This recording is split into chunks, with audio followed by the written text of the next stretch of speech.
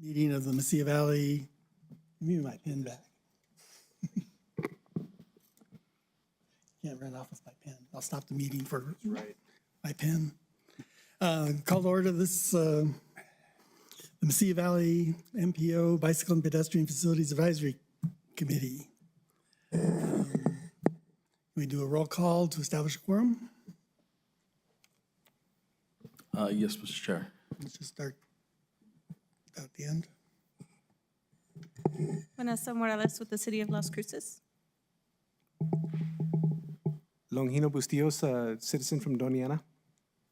Andrew Bencomo, pedestrian representative. Ashley Curry, Town of Mesilla, citizen representative. Jim Wilcox, representing cyclists. Albert Casillas with the Doña County. Sulena Costa, NMSU representative. And George Pearson, City of Las Cruces, citizen representative. And we have one more coming to the microphone someplace.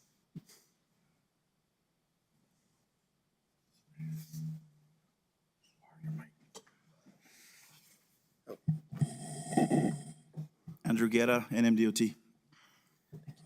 Okay, so approval of the agenda is our first order of business. Any changes for the agenda? Mr. Chair, we do not have any changes. Our motion to approve the agenda as presented. I second. This is Jim Wilcox. I second that. We need a I motion. make a motion to approve. Albert Casillas, second. We have a motion and a second to approve the agenda. All in favor, aye? Aye. Aye. Any opposed? On to approval of the minutes for our May 21st meeting. Are there any comments on the minutes? Mr. Chair, staff does not have any comments.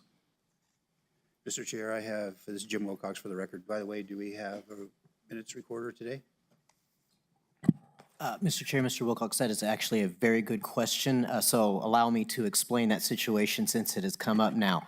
Our transcriber, Ms. Baum, has changed the way that she performs her business. We will not be having her physically present with us any longer, but the recording is being taken by county staff and will be transmitted to Ms. Baum tomorrow morning. So we will still be getting the minutes as normal. It's just that Ms. Baum is not going to be present at our meetings any longer. That was a business transition that she decided to make. So thank you, Mr. Wilcox, for giving me the opportunity to explain that. Sure. Mr. Chair, I have a correction on the minutes or an addition.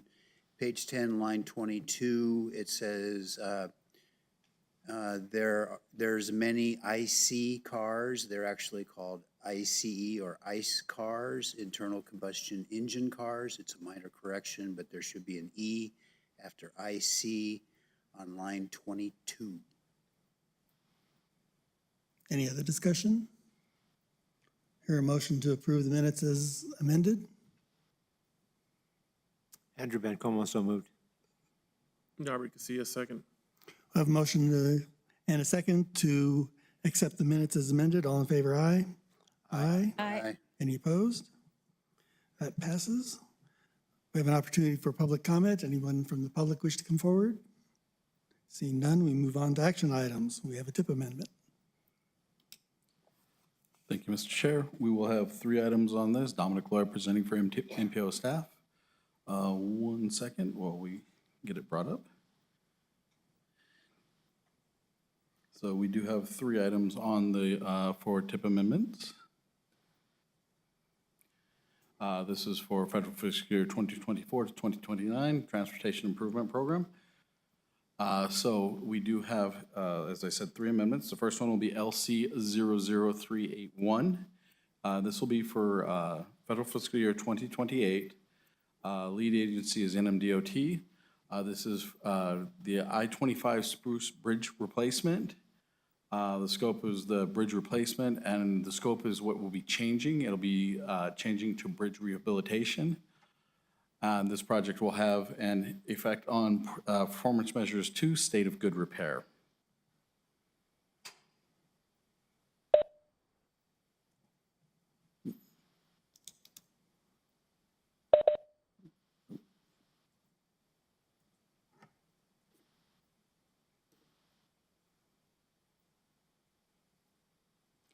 We have, that's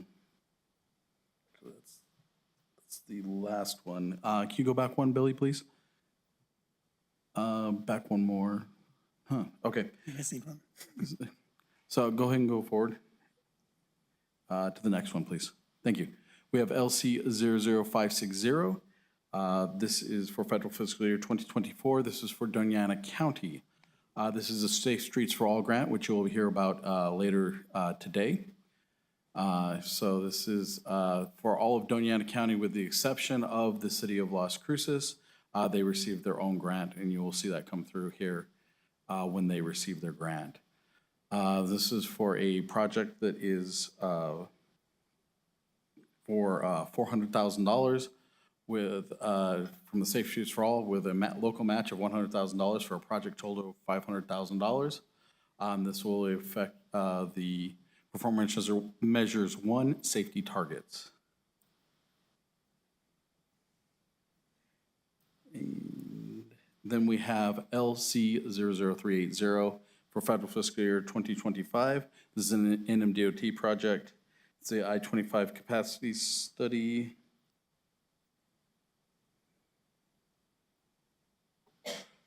One second. Oh, okay, it is that one.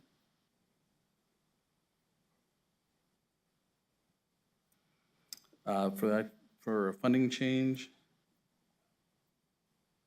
One second, Mr. Chair. I need to check something.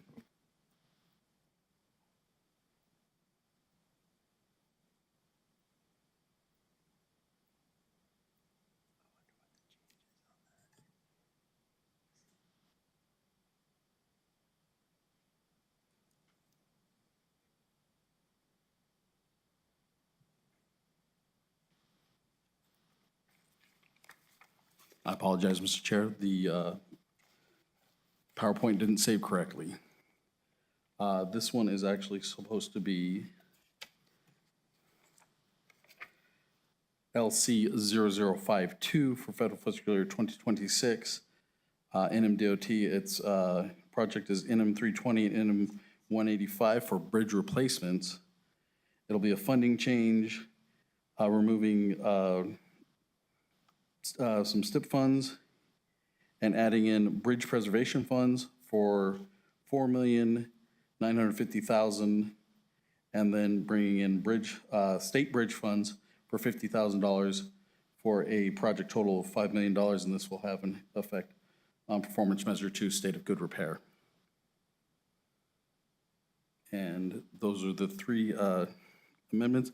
MPO staff is requesting that BPAC recommend approval of these amendments to the policy board. I will now stand for any comments or questions. Okay, I'll have a quick question on each of them, I think. On the Spruce Bridge rehabilitation, the city is also spending a lot of money in that intersection underneath. Will there be any impact, or is that going to be coordinated in any way?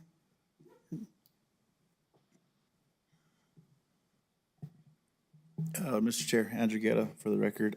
Yes, that program, that project is being coordinated with the department and the city. They've got their concept plan put together for the geometry underneath the bridge, while we take part in widening the bridge as part of the interstate. So those two are being correlated as we speak. Okay, thank you. The Safe Streets for All grant, my question is, why is this appearing now and hasn't appeared before? Because the county has already accepted and done the contract with Tool Design for those funds. And then the next question is, when are we going to see the city grant appear here? Because they haven't seen the funds yet, but that's still going to be in the same kind of a pipeline. So, Mr. Chair, what happened with the Safe Streets for All grant for the county, it happened to fall in between the amendment cycles, so they signed all their stuff. And then we've now put it into the TIP. The city, as soon as we receive the award letter, we will then put that into the TIP. It may be in the same situation where they sign all of their stuff first. It just depends on the amendment cycle. Okay, so it's just a timing issue. Yes, sir. And then on the bridge replacements, I was looking at Google Maps, so not very good information perhaps, but I couldn't see where any bridges were in the area of New Mexico 320 and New Mexico 185. Is there more exact location where those bridges are? Or how many bridges? Is it just one or? Yeah, Mr. Chair, the two locations there on 320 and 185, the bridge rehab is going to be just west of Doña Road and the railroad. It's a narrow bridge as you come around the S-curve on Thorpe. The bridge replacement on along 185 is going to be close to the Hatch Valley, so way up north. Okay. And to add to that, Mr. Chair, this was one of the ones that, because we are the closest MPO, it needs to go into our tip. Okay. Anybody else have any questions? I'll hear a motion to recommend approval of the tip amendments to the policy board.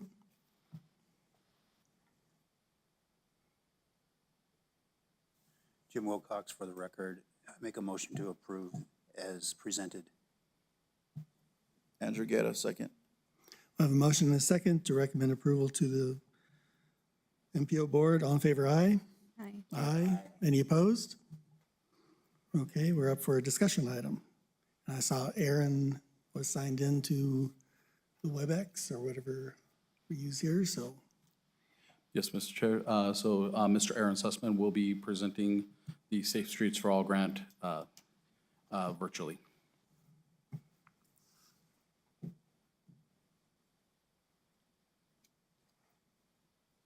Good afternoon, everyone. Can I get a confirmation that you can see the PowerPoint slides?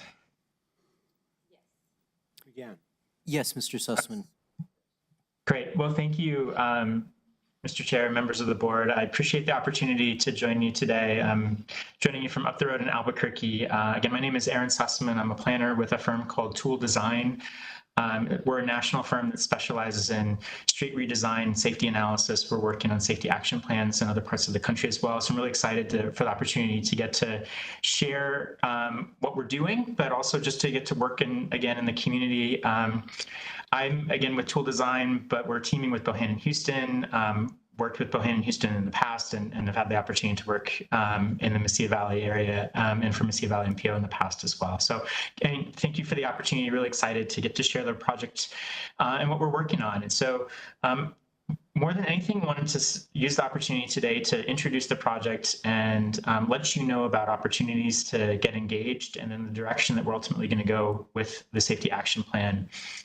This is an audience that probably doesn't need to see these next few slides, but let me start anyways by just sort of expressing and outlining information again that you're probably aware of, but just how critical the traffic safety crisis is in the state of New Mexico. This is a graph that shows the fatal crashes by year between 2015 and 2022. You can see the sort of general upward trajectory and slope of the chart, and obviously that's a really negative trend. And as many of you know, New Mexico has among the highest, if not the highest, pedestrian and overall traffic fatality rates year after year.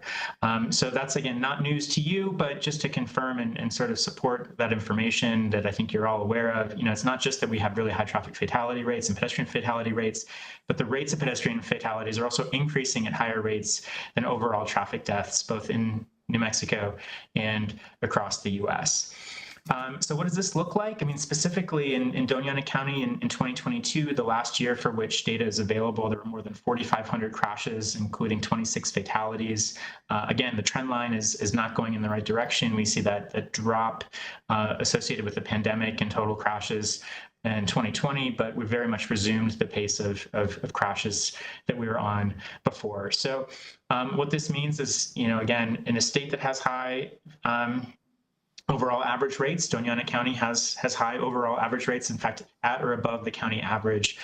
So just to sort of show you what this looks like, in terms of total crashes per capita, Doña County has a rate slightly above the state average overall, a little bit below Bernalillo County, which sort of drags up the whole state overall. But Doña County has higher crash rates on a per capita basis than the state overall, and higher per capita crash rates than comparable counties, maybe a place like San Juan and the Farmington area in northwest New Mexico. So we also can look at things like fatal and severe injury crash rates, and this is where Doña County is, again, right in line with the state overall. Not quite as high as Bernalillo County, but 20 to 25% higher than peer counties like San Juan County. So it's really serious issues and something that we very much need to do something about. So Doña County and the city of Las Cruces as well are in the fortunate position of having received these federal grants through the Safe Streets for All program to pursue these safety action plans. And the real purpose and intent of these plans is to provide a roadmap to identify the critical investments, the policies, the strategies to improve safety across the county, and really in particular to focus on reducing the rates of severe and fatal injury crashes. It's a data-driven process. It's a process and plan that involves a lot of public engagement as well. And the real intent is to characterize the types of roadway safety problems, the locations with the highest types of risks, and then based on that evaluation of conditions and needs, start to identify specific strategies and programs. And ultimately, what this does is not just identify those locations and needs, but it also is what's referred to as a qualifying plan. So the Safe Streets for All program, SS4A, is a really interesting federal program in that it not only provides money for planning, but also for implementation. And having these plans in place allows Doña County, the jurisdictions within Doña County, and then later on the city of Las Cruces to qualify more directly for these major implementation grant opportunities. So it's a really important step in that process to identify needs and then position the jurisdictions to qualify for those types of funds. So one thing that we do want to talk through as part of this presentation, but also part of this planning effort, is just sort of the changing approach and mentality, the way that we're trying to think about addressing crashes and safety challenges in places like Doña County. And we're applying what is called the safe system approach. And the best way to understand the safe system approach is to sort of contrast it with the traditional approach to addressing safety and crashes. So the traditional approach was just to try to prevent crashes altogether. But the safe system approach is focused much more on preventing really serious or fatal crashes. And the reason for that is that people are flawed and people make mistakes. And if they're going to make mistakes, we need to make sure that the consequences of those mistakes are less dire. And so not just about improving human behavior, but accounting for those mistakes and then managing and mitigating the impacts to as large a degree as we can. The traditional approach, again, involved things like just controlling speeding. But what's really critical is not just how fast vehicles are driving, but the way that people drive and how collisions take place. And so we can sort of reduce the energy or kinetic energy associated with crashes. We can reduce the severity involved as well. The traditional approach put a lot of focus on individual responsibility, and the safe system approach treats this as a shared responsibility, from planning to engineering design to enforcement, even to first response, and sort of a collective approach to safety. Education plays a really big impact as well. And then the other really critical component of this is that we are, as part of the safety action plan, looking at crash history, but we're not looking exclusively at where crashes have taken place in the past as guidance, but we're also looking at where are there risks for crashes to take place and trying to be proactive about addressing those risks and addressing those locations before crashes take place. And the idea ultimately is to create sort of a culture around safety and a culture around shared responsibility that takes a really complex and multifaceted view of how we create safer conditions for people across the county. And that includes all road users, people walking, biking, driving, and riding transit. And the idea is to create a safer overall system. So we can think of this as sort of like a safety wheel, and there's different spokes in this wheel of safety. And these spokes include things that Doña County doesn't have quite as much control over itself, like safer vehicles, but does have control over things like safe speeds and safe roads. And then from an education and emergency response standpoint, things like creating safer conditions for road users and more educated road users, and then the best sort of post-crash care and response as possible. So ultimately, this plan has a few key components and products. And so what I wanted to talk through is how we're going about the analytical steps and the kinds of results and outcomes that are going to come from the safety action plan. I mentioned it's a data-driven and analytical planning process, but it also involves a large amount of public involvement. We just got off a call with Doña County staff less than half an hour ago about planning engagement opportunities in August. So I'll talk about those a little bit more later. But then again, ultimately, this is about trying to provide concrete recommendations about projects and policies and programs. So I do want to talk through sort of how we get there. One of the points I want to emphasize first is the study area. So Dominic mentioned this earlier, but the project study area for the Doña County Safety Action Plan are all areas of Doña County outside of municipal limits. And that's again because the city is going to be pursuing its own safety action plan. We are focusing on the non-interstate roads and highways as well. So we're essentially are largely excluding I-25 and I-10 from consideration. Those are different dynamics. They're obviously NMDOT facilities, but they're access controlled and they just have very different dynamics. But even when we start, looking within this sort of smaller subset, we still have a really important and kind of interesting breakdown among crashes that take place on NMDOT facilities versus non-NMDOT facilities. And so when we take a look again at crashes outside of the city and outside of the interstates, about half of those crashes took place on U.S. and state highways. The other half took place on roads owned and maintained by either Doña County or the local jurisdictions. And so what we're doing is we're digging into that database, that set of crashes from 2018 to 2022 in those geographic areas and those road types, and looking at year-over-year crash levels, crashes by mode, crashes by type, crashes by severity level. And then we're looking at the concentrations geographically, spatially of crashes, but then the types of crashes as well. And when we look at those things together, we can get a sense for there's certain types of crashes that are happening more often in certain places. And then what specifically do we do about that? But then I mentioned, and I'll show you what we mean about this in just a second, look at observed and predictive crashes. So we're not just looking at where crashes have taken place in the past, but also as best as we can, understanding where there are risks for crashes.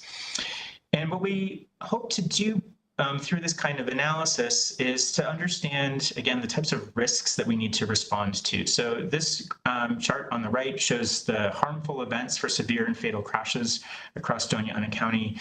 And what you can see is that more than a third of crashes involve collisions between multiple motor vehicles, but altogether about half of the crashes in our study area involve run-off-the-road crashes or collisions with fixed objects. And so that tells us a lot about, there's people driving off the road and rolling over. What do we do about that? Whether it's edge lines, rumble strips, shoulders, the right signage in the right places. But we have a better sense of how do we treat and address those types of crashes, understanding things like harmful events. We're also focused as well on the impacts to vulnerable users. So again, this is probably not shocking to this particular audience, but crashes that involve bicyclists and pedestrians are only about 1% of crashes across our study area, but 1 out of every 5 fatal crashes involve bicyclists and pedestrians. So we know that these vulnerable road users are disproportionately likely to be involved in these fatal crashes, and obviously they deserve additional focus and attention as part of our analysis. So I mentioned that we are looking at observed crashes, and one of our first steps is putting together a draft, what we call a high injury network. So these are the corridors and segments across the county, and again, focusing on non-interstate roads and highways outside of the city of Las Cruces, based on observed crashes from 2018 to 2022. And what this gives us is a network that can be prioritized for both improvements and for enforcement efforts. This is to be refined. It's also intended to be complemented by other efforts, including what we can call, and this is in development, so I'm showing you an example from another project that we've worked on as a firm in Provo, Utah, what we call a high-risk network, which looks at the conditions along roadways and then the populations located along those roadways where we have the characteristics that are associated with high rates of crashes. And really what this is meant to do is highlight locations where there's the potential for crashes, the risks due to roadway design or roadway conditions, so that we're not just waiting for tragic fatalities and outcomes along major roadways, but we can look at those locations proactively through this kind of high-risk analysis. And the idea is to take those two different sets of data-driven analyses, the high injury network and the high risk network, and to combine that work with a little bit more of a qualitative assessment with areas of perceived safety concern. And this is where we're really going to look for input from folks like committee members from BPAC and community members to identify these locations of perceived safety concern. And ultimately, we'll combine these efforts into what we're calling a priority safety network that can be used to prioritize improvements from a roadway design standpoint across the county. So I mentioned that we'll rely and we'll look to engage with community members to the greatest extent possible. There's going to be 2 phases of this outreach. We're kicking off one right now, and that's looking in particular at safety needs and existing conditions. And so we have a project website that's live, and we can share the link with you. It's on the next slide, but give you that link so that you can take a look at the website and hopefully dig into the interactive map that we have on that website. We're also planning a whole series of in-person events in mid-August, August 15 to 17, and we'll work with the MPO to help distribute that information as well. So I mentioned the project website. This is the link. It's going to get linked from the Doña County website, and there'll be flyers and QR codes and various ways to get there because it's a little bit of an odd domain name that we had to set up, but we'll make that link available from lots of places. And again, this link is live, provides background information on the project. What is the safety plan, safety action plan? Why is it important? We'll post materials about the plan over the course of the coming months. And then really critically, it's got an interactive map, which we're going to build into the development of our priority safety network. And this is where we would really, really like input and participation from all of you, and for you to help share the link, and then the kind of information that we'll solicit when we do community events and pop-up events around the county later in the summer. But what we're asking for is for you to essentially drop pins in our map, our interactive map, indicate locations where you feel unsafe by various modes. You can indicate why. And this will help us sort of crowdsource a set of locations to complement our data-driven analysis. And if there's things that are not showing up in the data, but show up because community members have identified them as areas of safety concern, then we can build that into our set of recommendations. So very much looking for input from all of you, and to the extent that you're willing to help distribute and share this information as well with your networks, that would be great.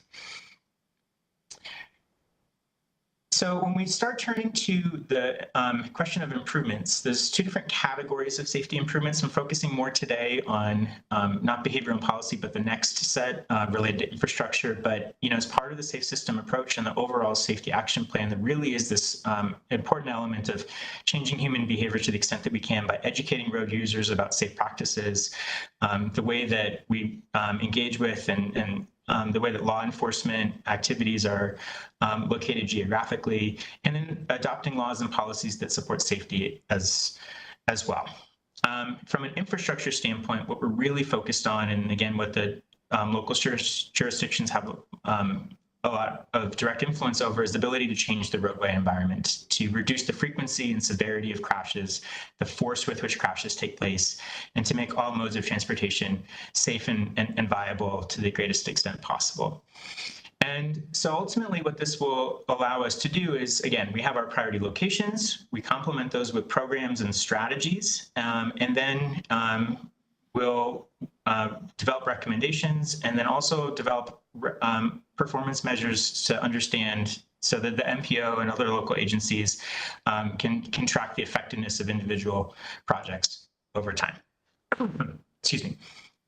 So I do want to spend a little bit of time talking about what we mean specifically when we talk about safety improvements, and the sort of inartful term in a way that gets applied to these safety improvements is countermeasures. So we're putting together a safety countermeasures toolkit that's specific for Doña County. We want to pull in ideas from across the state. The images on the right show fairly recent project improvements in different contexts across the state of New Mexico, a multi-use trail at roadway level in Kirtland in the Farmington area, and then a series of pedestrian improvements and crossing improvements to pedestrianize the downtown area in Carrizozo along US 54. The idea is that the countermeasures and improvements that we are recommending will be tailored to Doña County. We're not just going to take the national toolkits that are meant for really urban environments and say this is what makes sense across these different contexts, but we will identify the benefits, the limitations, the costs, and so forth.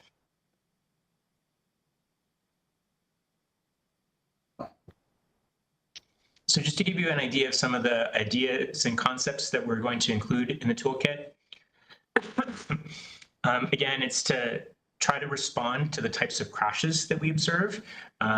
in our data collection and then what we hear from yourselves as stakeholders and community members. So we already know that there are lots of instances of roadway departure crashes. So things like rumble strips and wider edge lines have been shown to have an impact on reducing those types of crashes. More and more, I think communities across the U.S. and in New Mexico are getting comfortable with the ideas of roundabouts, including on intersections of state highways, like this example from New Mexico 404 and 213 in Doña County, that are really excellent ways to improve traffic flow and operations while reducing the severity of crashes moving through these really important and major intersections. There's also opportunities to put together lots of low-cost countermeasures in terms of signage and striping and curb design or intersection design to reduce the severity and rate of crashes at intersections as well. Improving the mobility and safety for all road users is also just really, really critical. So we know, again, that there's highly disproportionate impacts to people walking and biking when it comes to crashes and safety outcomes. So thinking about roadway reconfigurations and even road diets in places where we have additional roadway capacity, but also looking at enhanced crossings, whether it's different types of flashing beacons like RFBs or pedestrian hybrid beacons, but also providing visibility and extra lighting in certain places. And I know a lot of the context across Doña County are more rural, but we also have a lot of instances where we have major roads approaching populated areas and crossings in those populated areas. So having the right crossing treatments, potentially looking at lighting, and then these kind of gateway treatments or transition zones, which force drivers to slow down, sort of using horizontal deflection and medians and so forth to manage speeds as people drive through these spaces. Promoting safe speeds is a huge, huge part of this. I think you've probably seen the kinds of graphics that show how dramatic crash rates are. Not just how dramatic crash rates are, but the outcomes of crashes as speeds are higher. And so we're seeing more communities, including in New Mexico, that are looking at automated speed enforcement and then also applying context-sensitive speed limits, so different speed limits in different places in different roadway contexts. But really, the thing that's most critical at the end of the day is applying these countermeasures in tandem. And so the right treatments in the right places, but then combining countermeasures to systematically reduce crashes to the greatest extent possible. So if we can design roads in ways that encourage people to drive slower in the first place, combine with enforcement techniques, and then combine with visual cues like appropriate speed limits, those ultimately are being proven to have the greatest impacts. And those are the kinds of things that we'll look for to recommend as part of the safety action plan. So where we go from here, we're in the middle of plan development. We've launched the website. We're working on our safety countermeasures guide. We've been going through the data and understanding crashes across Doña County, thinking about how do we build off of the existing plans and policies at the county level, at the MPO level. And then again, I mentioned we're in the middle of our first phase of outreach. I had the opportunity to present to the County Commission last week. Thanks again for giving me the opportunity to present to you today and to be able to do that virtually. And so we'll have more in-person activities in August, and then again, the interactive tools for people to participate over the next couple months. So totally lost my voice at the end of a long day and then the presentation. So thank you for the time. And I'm happy to answer questions with whatever time we have remaining. Okay, well, thank you. I guess I had a couple of questions that I have. I'm sure you're well aware of Vision Zero. This plan kind of works around Vision Zero and has those ideas, but it doesn't explicitly state Vision Zero. Do you expect this plan to really to put Vision Zero as a centerpiece? Yeah, that's a good question, and thank you for bringing it up. We need to work with Doña County. I mean, Vision Zero is a policy in that regard. I think it would help give a lot of communities precede these safety action plans with Vision Zero policies, or they adopt Vision Zero plans as part of these as part of the safety action plans. It's something that we can consider as a recommendation But I think it's fair to say that the communities that tend to see the most consistent emphasis on safety are the ones that have those policies in place too, not just the planning efforts. Okay. And I guess the other question was about how the MPO area is what, a fifth of the size of the county or third? We're a small piece of the county. Yeah, and it's something like that, Mr. Chair. So there's Hatch to the north, Sunland Park, Anthony to the south. I guess, can you expand on how you expect to do the public engagement in those areas? Yeah, good question. We were just eyeing earlier today events in all those different places. We're working with staff for the county commission to identify opportunities. We've identified, for example, different engagement opportunities in Sunland Park, in Hatch. It is true and fair that a lot of people who live in Doña County work in Las Cruces, so we'll have a couple of events in Las Cruces as well, but we're working with staff to identify the right places for pop-up events and community events in some of the smaller jurisdictions that are certainly outside of Las Cruces as well. Right, because some, especially down south, there's probably a big bicycle population in El Paso that rides in New Mexico. And I know some of the crashes that I recall are like on Pete Domenici Highway where there were some fatalities. And then we're also talking about building a new road, the High Mesa Road. And would you talk about the plans that would be needed to support a safe corridor there? Yeah, I mean, without getting into specifics, I'll just say that we're coordinating with El Paso MPO as well. And obviously there are portions of Doña County that are in the El Paso metropolitan planning area. So we're doing our best to ensure that we're coordinating with, folks at the regional level and the county level. And I think it's also, we appreciate that kind of input. It draws our attention to certain areas, and I'll just bring it back again to the interactive map. And if there's specific areas that you'd like for us to focus on that you identify as areas of safety concern, please indicate that for us. Okay. Any committee members have questions? Mr. Chair, Yes, Jim Mr. Chair, Wilcox. I'll go ahead and start on this side. Hello, this is Longino Bustillos.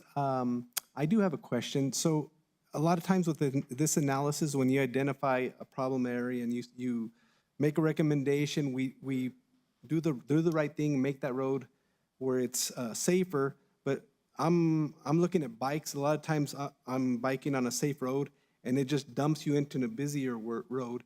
Is there like when you look at this, do you look at a master plan and say, hey, we can't just dump them here? Where are we taking these cyclists? Kind of a big picture view? I mean, the short answer is we'll do the best that we can, and that's kind of a case-by-case basis. It is really exciting that the city of Las Cruces is beginning this process as well, along with the El Paso MPO. And so it is a responsibility of us as members of the project team to make sure that we are looking at those issues collectively, and that if we do identify a recommendation, that it shouldn't just terminate at jurisdiction boundaries, and that there's a recommendation in the accompanying plan to continue that effort. And then obviously that's the forum that the MPO provides to think about if there are improvements that ultimately get programmed, to make sure that they stitch a network together in that way. So yeah, I'll say that that's a responsibility that we're aware of, but we're also in a really fortunate position that this is not an effort that's taking place in a vacuum, because there are these other safety action planning efforts taking place. Thank you. Jim Wilcox. I've seen efforts in communities where they attempt to modify the road design to make it safer. And as you said in your presentation, that the median can force drivers to slow down. And I've seen some resistance on the part of some members of the community who identify that as, it's been said, as an attack on vehicles, attack on cars, attempting to displace them from the road. Sometimes it gets to be very political, where different groups feel that they're being marginalized or not being heard. And I know that your efforts are technical primarily, but I just wanted to bring it up to, as a public record, a public statement that, as you said, it's partly the culture and the culture we're in, which is largely a car-centric culture, but it also depends on how car-centric it is within a particular subculture like a small city. And so therefore, there might be some hesitation on some people to endorse these kinds of design criteria because they see this as displacing their rights to the road. I hope we can work through this process in a way that involves the community members. As you said, we represent roughly the cyclists and pedestrians 1%, but yet we're 20, I think you said 20% of all crashes, so, or fatalities. And so that kind of makes it difficult for us as 1%, but it's something that I think we need to try to make sure the process is open to the public, people feel that they're heard. And I think how it's couched. If we say we're trying to force people to, drivers to slow down, people don't like to be forced what to do. So there's where you try to, there's a situation where you try to slowly get them to adopt the behavior that you'd like to have them adopt. So I appreciate your background in this, and I hope that we can have a good process that is engaging to all people and avoid some of the political issues. Anyone else? Well, thank you, Aaron. We appreciate this and taking time, extending your day. Thank you. Thanks for the opportunity. So we'll go on to committee and staff comments. City of Las Cruces. As many of you may have noticed, the fourth and Picacho Hawk signal is complete and functioning. So that one's complete. There's a few new traffic pattern ahead signs, so those will stay up for a few weeks probably until after school starts, so people can become accustomed to that. So that one's been completed. South Main, you spoke about that a little bit last time. We're at 95% on the plan, still working with the railroad. So that's the hurdle on that one. For the university project, we did hold our first stakeholder meeting, and we had a good turnout and good comments. We will be having a public meeting next. I don't have the date on that, but I will let you know as soon as I do. We are lacking some NMSU stakeholder involvement. We would like some more. We're kind of having issues with getting some responses from that. So if any of you have any contact information for anybody that could be a good stakeholder for that, please let me know. You did mention the Spruce Telsure project. I believe that one's at about 50%. We are coordinating with the DOT on the bridge replacement also, or the bridge upgrade. And we just began working on a sidewalk gap project for the city. That one is about $670,000, and we're gonna be filling gaps as they come. They were prioritized with our planning and implementation team, and our public works department is working on getting those constructed and filled. And those are the updates I have. Okay, I have a question. They're talking about, it came up at city council during a zone change for the Madrid area, Madrid-Trevis intersection. It looks like you're improving that intersection, which is the Trevis is a bicycle facility. I guess my question is, it looks like you're putting in a signalized intersection, and why wouldn't you consider a roundabout? The city zoning code that's coming forward recommends roundabouts as the primary way to do intersections, but it doesn't seem to me that roundabouts being considered. Mr. Chair, you're referring to the Madrid project that extends to Trevis? Right. So that one will not be signalized. I believe they're looking into possibly putting some sort of pedestrian beacon there. But I believe the main reason why they wouldn't put a roundabout is because that would be one of the connections across I-25 one day. So I believe that's why, and it's not going to be, I believe it does not meet the warrants for a traffic signal there. Mr. Okay, Chair. yeah, it just seems, anything we can do to slow traffic. I mean, that's one of those roads where you don't know if the speed limit is 20 or 30 miles or 35. It changes in between. So anything to slow down traffic seems like it would be beneficial. Maybe look at some of these treatments that we even saw in the presentation tonight. Mr. Chair. Go ahead. So approximately, might have been almost a year ago, maybe a little bit less than that, I emailed David, I can't think, Public Works Director. David Cedillo, sorry, I was going to say David Maestas, he's retired. David Cedillo, I emailed him, and he responded with something of the same answer, was we wouldn't put a roundabout there because that is a future location. We might have a flyover to Sonoma Ranch side of the dam. And I'm like, that is not going to happen for 50 years. And in the meantime, traffic is going to keep racing through there and people are going to keep trying to cross there. So those are the kind of things that I would hope maybe, I don't know if we can have a concerted effort from the BPAC to contact Public Works and just suggest that they do things like that. The projects that they're doing where they only do it to a certain extent because someday it's going to be finished, but not projecting it's going to be 20 years to do that type of thing, it's crazy. Kind of like where they did the crossing at Roadrunner Parkway on the other side of Highway 70 and put one bike lane on one side, and that's it. The rest of that's probably not going to be done for a long time. So those are the kind of focuses. Hopefully, if we can all contact our elected officials, public works people, and just continue to talk about these things, and hopefully they'll get some traction on that. So, thank you. Mr. Chair, may I Yes. make a comment? Ashley Curry for the record. I just had a question on that Fourth and Picacho project. I had spoken to Coatingly this afternoon.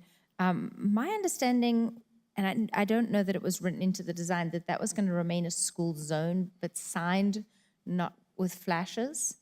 And so I just wanted to put it on the record that I feel like the city crossing guard supervisor had said that was going to continue to have a crossing guard there, but I think that 35 miles an hour and just with a hawk signal, I'd just like to revisit the idea of that being a school zone.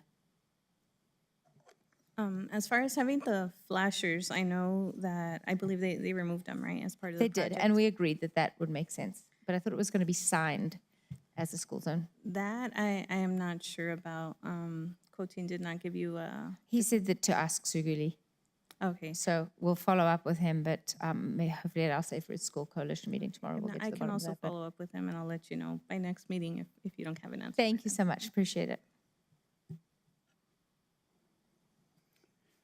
Mr. Chair, this is Jim Wilcox. I'd like to respond to Mr. Bencomo's comment. The answer to your question was that there was some plan was gonna happen in the future, and so we couldn't take action at this particular time because something might happen in the future that would be a problem.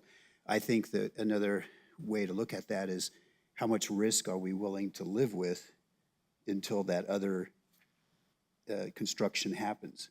So if we were to say, well, are you willing to accept that we may have a fatality or injury while we're waiting for this other thing to happen? Then that is a different question than, or a statement than we're going to do this in 20 years. Okay, we'll move on to Doña County.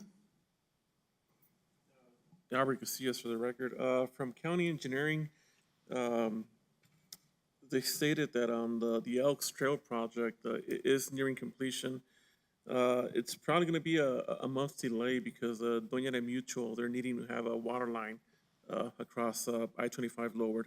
So that's what's causing the delay right now. About a month ago, I emailed Andrew because I know on our last meeting, we requested or we wanted to see about the possibility of having the project manager for the Shalem Colony project come to our meeting and give a presentation. I know our next meeting is going to be August 20th, next month. Sounds correct, yes. Yeah, so I just wanted to run it first by this committee first, if they felt that August 20th might be an appropriate date. I know they had a public input session last month at Picacho Middle School, and that triggered additional studies that they're working on. I think they're finalizing a TIA for that project, and they should have it completed by our next. Okay, our what's that next meeting date. acronym? Huh? What's the ATIA? TIA, traffic impact analysis. Traffic, yeah. okay, I'm sorry. So they were working on that. So I wanted to run it by you guys to see if that's something that you guys wanted it to be added on the agenda, or run it by staff to see if that's going to be possible. I will state that even though it's just going to be an informational session for us, there's probably going to be many members of the public here for that. There is a lot of opposition for that project, and I'm sure that they will be present here. So I just wanted to just give you guys a heads up. And if you wanted a taste of what those meetings are going to be like, on Thursday, IBWC they're going to be having a meeting here at 6:30 specifically for that item, and that's the International Boundary Water Commission. So they'll be here this Thursday at 6:30. So since that's a county that's going to be here, will the YouTube or whatever the county coverage be recording that meeting? I'm sure they will. Okay. But just to give you guys a heads up on that. So I did run it by Justin Weaver. He is the point of contact on our end. He said he was fine with August 20th. So I just wanted to run it by you guys. It's fine by me, Mr. Chair. Okay, sounds good. Okay, NMSU, have any updates? Sulina Costa for the record. I just wanted to let you know that the residence halls at NMSU are going to be opening on the 16th of August, and students will be moving in, so from Friday to Sunday, and then classes will be starting on the 21st of August, and so you will see increased pedestrian as well as bike and auto traffic on University and around the campus. So I just wanted to give you a heads up on that. Okay, thank you. NMDOT.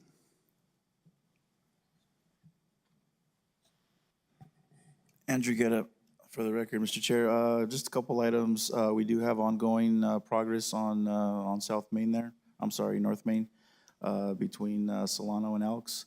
We'll be shifting traffic here soon, but that's still maybe a couple of months out. So just again, going through there, just drive cautious. We've got the advisory signs there. Be cautious of those as well. We do have scheduled some road work, some milling and lays, and some sidewalk on New Mexico 28 there on Avenida Mesilla. That's probably going to start here in late August, September. The contractor is working on some traffic control items as we speak, but that work's going to be geared towards the evening. It'll be night work.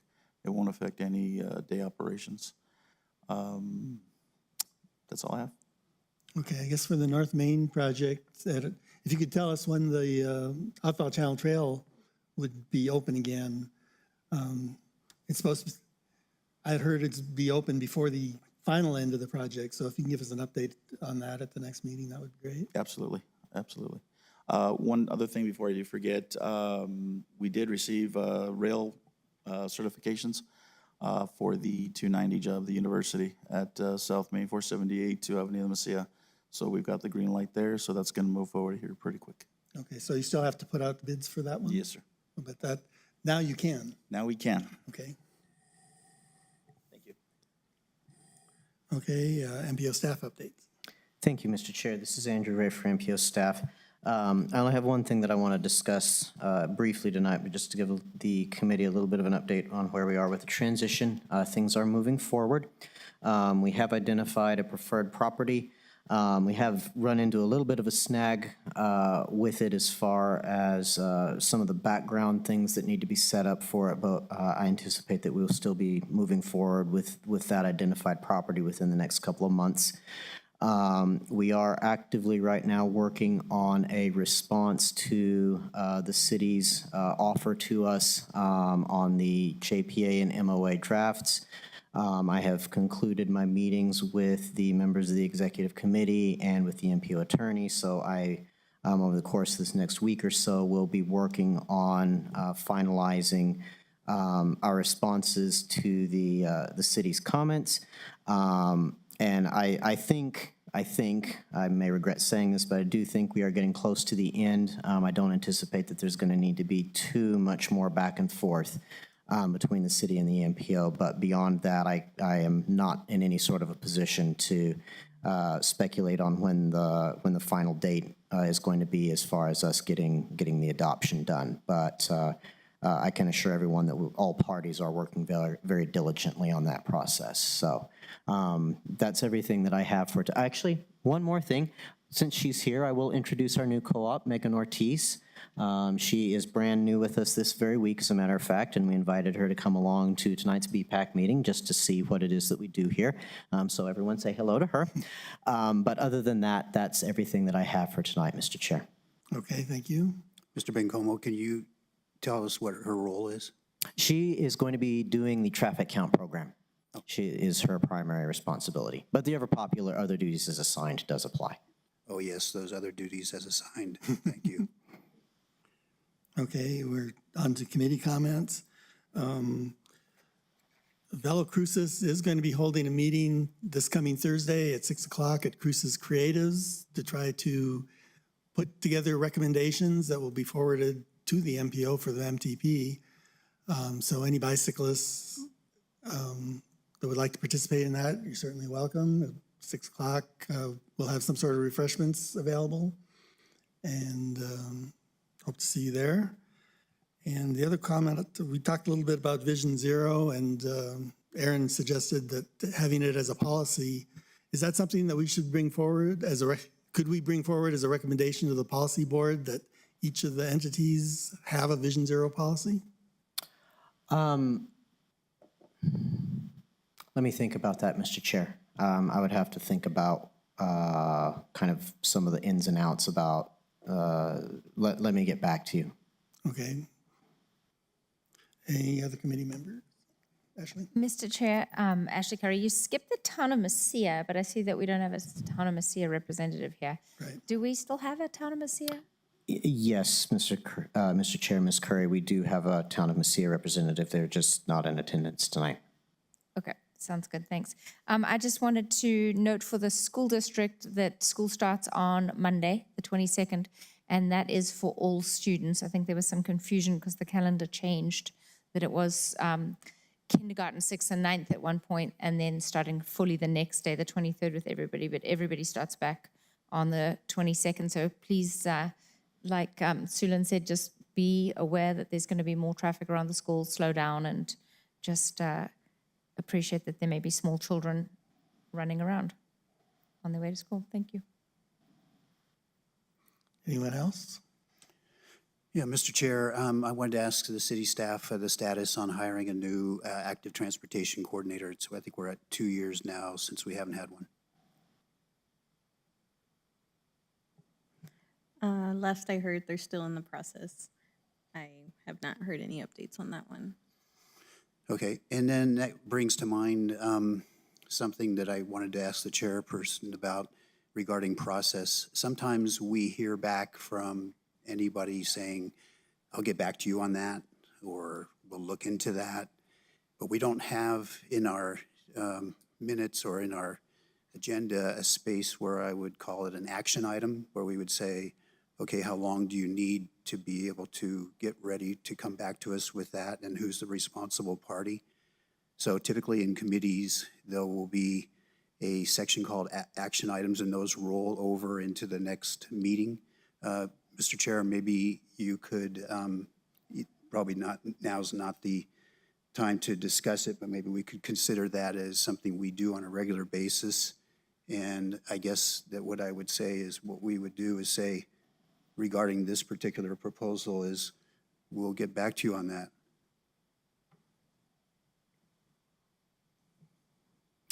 Mr. Chair, Mr. Wilcox, let me speak with Ms. Bond, the transcriptionist, to see if we can build something into the minutes to have like a section at the top of, we shouldn't call it old business, but something of that nature to have a ready repository for that sort of follow-up. Because That'd be great, thank you. it sounds like something that would fall under staff comments, where we've asked something, oh, we'll get back to you on that, and then staff comments seems like where that, we should hear back on that. Mr. Chair, Jim Wilcox, I think it's also sometimes as a committee member sometimes says, you know, we'll get back to the committee about this particular thing. So whenever there's a thing that needs to be gotten back to, we put it on a list and then we have it again the next time we have a meeting. Thank you. Any other committee comments? Seeing none, we'll move on to our second opportunity for public comment. Anyone from the public? Seeing none, I'll hear a motion to adjourn. Ashley Curry, so moved. Jim Wilcox, second that emotion. Without objection, we're adjourned. Thank you.